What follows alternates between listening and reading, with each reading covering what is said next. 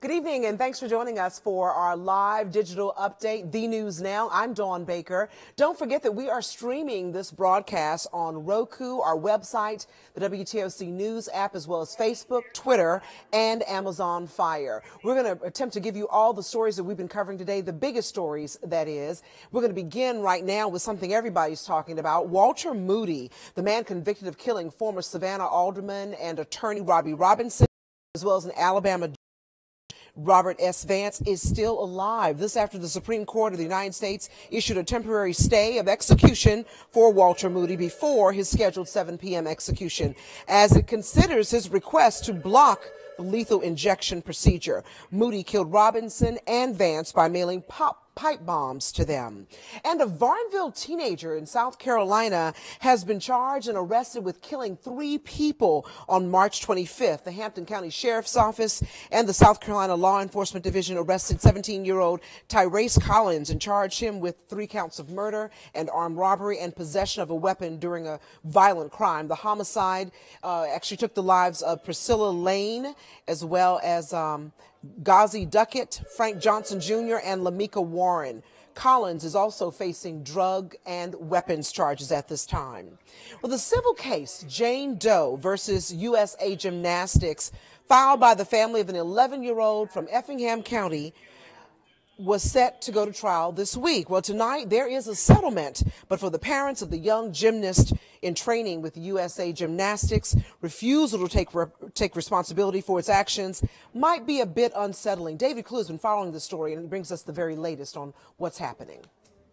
Jane Doe versus USA Gymnastics was likely the nation's first major civil lawsuit against a billion-dollar Goliath of an organization that until recently made up its own rules when it came to the handling of sexual molestation allegations from the children in its care. All these young athletes really wanted was a chance to become Olympic heroes. In this country, USAG remains their only path to gold. The civil justice system in this country is the best civil justice system in the world. It's designed for cases like this. It's designed for a small family in Effingham County to take on behemoths like USA Gymnastics when they know that something was done wrong and that it could help other people across this country.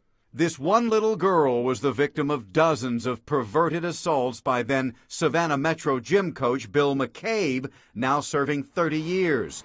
What the nation did not yet know is that this one little southern Georgia girl was one of hundreds and hundreds who were still being victimized by coaches and USAG policies that attracted pedophiles into their ranks. During depositions in this case, every member of USAG's executive rank said they were proud of the organization's primary sex assault reporting policy. Take a listen. The first thing they did, if you and your daughter wrote a complaint and sent it to USAG, what do you think the first thing was that they did?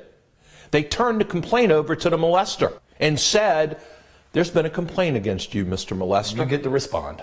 And you get a chance to respond.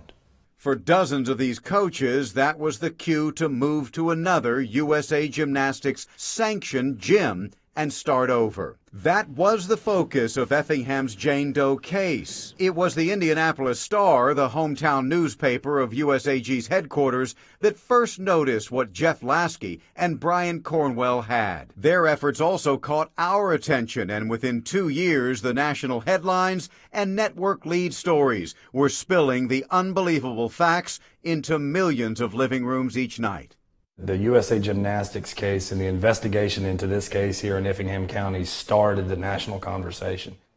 Effingham's Jane Doe convinced hundreds to tell their stories. It convinced Congress and the president to change federal law, making it a felony not to report child sex assault to police. And it put every youth sports organization on notice that they better know what their coaches and staff are up to. Like most settlements, neither side is allowed to talk about the dollars that changed hands.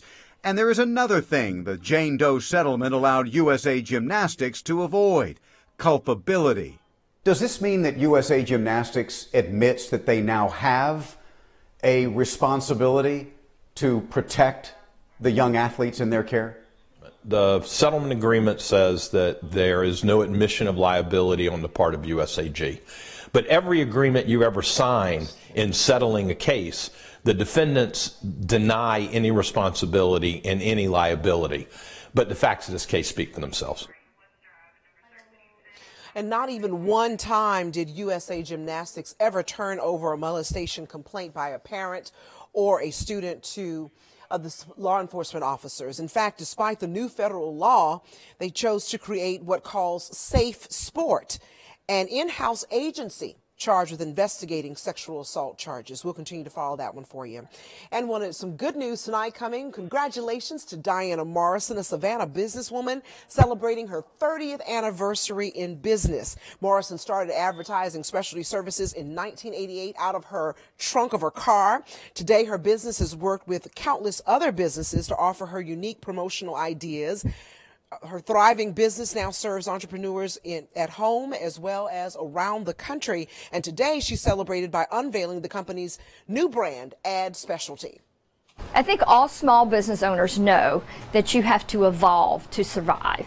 You have to always be on your toes and always be changing and always be ready.